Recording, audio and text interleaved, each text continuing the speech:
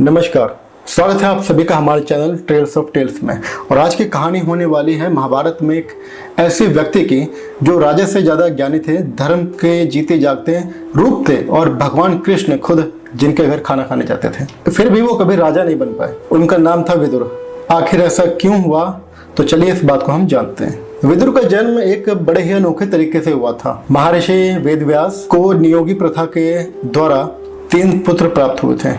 नियोगी प्रथा क्या होती है? जिन स्त्री या पुरुषों के जो साथी होते हैं उनकी मृत्यु हो जाती है तो उनका विवाह उनके भाई या बहन के साथ कर दिया जाता है, तो इसी को नियोगी प्रथा कहते हैं। तो जो महर्षि वेदव्यास थे, इनके भाई थे विचित्रवीर्य। उनकी 2 पत्नियां थी, अंबिका और अंबालिका। उनके साथ इनको नियोगी क्रिया करनी पड़ी थी। तो विदुर का जन्म एक बहुत ही अनोखे तरीके से हुआ था। महर्षि वेदव्यास को नियोगी प्रथा के द्वारा 3 पुत्र प्राप्त हुए थे, धृतराष्ट्र, पांडु और विदुर। धृतराष्ट्र की माता अंबिका थी, पांडु की माता अंबालिका। तीसरी बार नियोगी प्रथा की बारी आई तो अंबिका ने अपनी जगह एक दासी को भेज दिया, जिसके बाद वेदव्यास जी और उस दासी के द्वारा विदुर जी का जन्म हुआ। अब अंबिका और अंबालिका द्वारा 2 संतानें उत्पन्न हो चुकी थी, धृतराष्ट्र और पांडु। तो तीसरी बार नियोगी क्रिया की क्या जरूरत पड़े, क्योंकि विचित्रवीर्य थे, उनके तो केवल 2 ही पत्नियां थी। तीसरी बार ऐसा क्यों किया गया?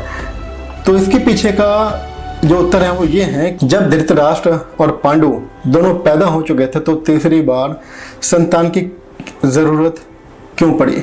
वजह थी दोनों में कमी थी। धृतराष्ट्र अंधे पैदा हुए थे और पांडु के शरीर जन्म से ही उनमें कमजोरी थी। उस जमाने के नियम के अनुसार ऐसा राजा जो शारीरिक रूप से पूर्ण ना हो वो राजगद्दी का हकदार नहीं माना जाता था। सत्यवती माता जो थी वो वेदव्यास जी की माता थी, इसीलिए सत्यवती ने चिंता में आकर वेदव्यास जी से तीसरी बार नियोगी करने का अनुरोध किया।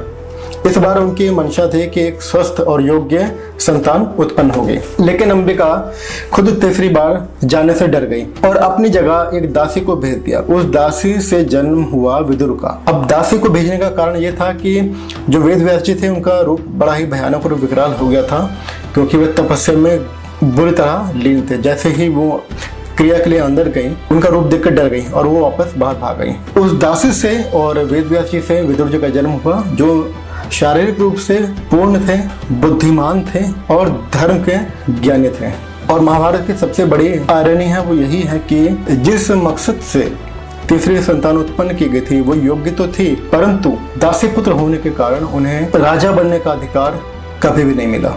विदुर जो थे धर्म के देवता थे, यमराज के अवतार माने जाते थे। कहानी है कि महर्षि मंडव्य ने यमराज को श्राप दिया था कि मनुष्य योनि में जन्म लेना पड़ेगा और वही अवतार विदुर के रूप में पैदा हुए। विदुर हस्तिनापुर के महामंत्री थे। वो कौरव और पांडव दोनों के चाचा लगते थे, लेकिन उनका झुकाव हमेशा धर्म की तरफ रहा, चाहे वो किसी भी पक्ष का रहा हो। उनकी बुद्धि इतनी तेज थी कि उन्होंने पांडवों को लाक्षागृह की सूचना दे दी थी कि लाक्षागृह होने वाला है, जिस कारण उनके जान बच गई। सवाल यह आता है कि धृतराष्ट्र को राजा क्यों बनाया गया? तो मैंने बताया कि जो 2 पहले संतान उत्पन्न हुई थी अंबिका और अंबालिका से, राजा धृतराष्ट्र और राजा पांडु। धृतराष्ट्र जन्म से अंधे थे तो वो अयोग्य थे राजा बनने के लिए। पांडु जो थे वो शारीरिक रूप से बहुत ही कमजोर थे, बीमार थे और उनका शरीर पीला था जन्म से ही, तो वो भी राजा बनने के लिए काफ़ी दुर्बल और अयोग्य माने गए। बल्कि कम आयु में ही उनकी मृत्यु भी हो गई, जिसके बाद माता कुंती ने पांडवों को बचपन में बड़ा किया, पाल पोस कर, और उनकी सारी देखभाल अकेले ही की। पांडु की मृत्यु के बाद केवल धृतराष्ट्र जो थे इकलौते ऑप्शन बचे थे राजा बनने के लिए। विदुर जी तो दासी पुत्र थे, तो उनको राजा बनाया नहीं जा सकता था, तो धृतराष्ट्र को राजगद्दी पर बैठाया गया। तो बात करते हैं ऋषि मंडव्य के श्राप की। तो ऋषि मंडव्य का जो श्राप था वो इस प्रकार है कि ऋषि मंडव्य एक तपस्वी ऋषि थे। एक दिन कुछ चोर उनके आश्रम के पास चोरी का माल छुपा गए। राजा के सिपाही जब वहां पहुंचे तो उन्होंने बिना जांच किए ध्यान में बैठे हुए मंडव्य ऋषि को चोर मान लिया। उन्हें शूलारोपण की भयानक सजा दी गई। एक तेज शूल पर उन्हें बिठाया गया, लेकिन अपनी तपस्या की शक्ति के कारण ऋषि मंडव्य की मृत्यु नहीं हो पा रही थी।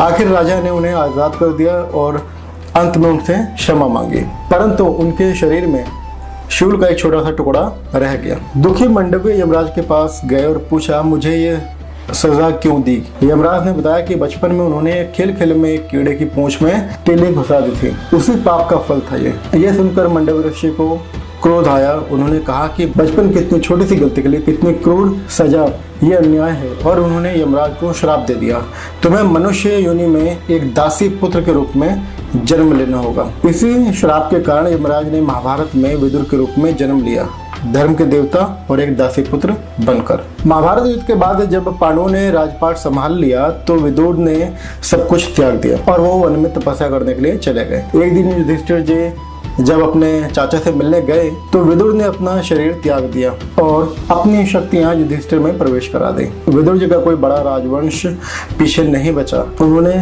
गृहस्थ जीवन से संन्यास लेकर तपस्या का रास्ता चुना, लेकिन एक तरह से देखा जाए तो उनका असली वंश कोई बायोलॉजिकल पुत्र नहीं था, बल्कि युधिष्ठिर थे, जिनमें उन्होंने अपनी आत्मिक शक्ति प्रवेश कराई थी। विदुर की कहानी हमें सिखाती है कि असली महात्मा जन्म से नहीं बल्कि धर्म और ज्ञान से बनता है। वो राजा नहीं बने, लेकिन उन्होंने राजा से ज्यादा इज्जत और समाज में सम्मान प्राप्त किया। उनका असली वंश खून का रिश्ता नहीं बल्कि उनका ज्ञान और नीति बने, जो आज तक विदुर नीति के रूप में जीवित हैं। तो दोस्तों, आपको अगर वीडियो पसंद आई हो तो वीडियो को लाइक करें और चैनल को सब्सक्राइब करें और कमेंट में बताएं कि महाभारत के और किस पात्र, किस कैरेक्टर के ऊपर आपको वीडियो चाहिए, मैं उसी को बनाऊंगा। मिलते हैं अगली वीडियो में। नमस्कार।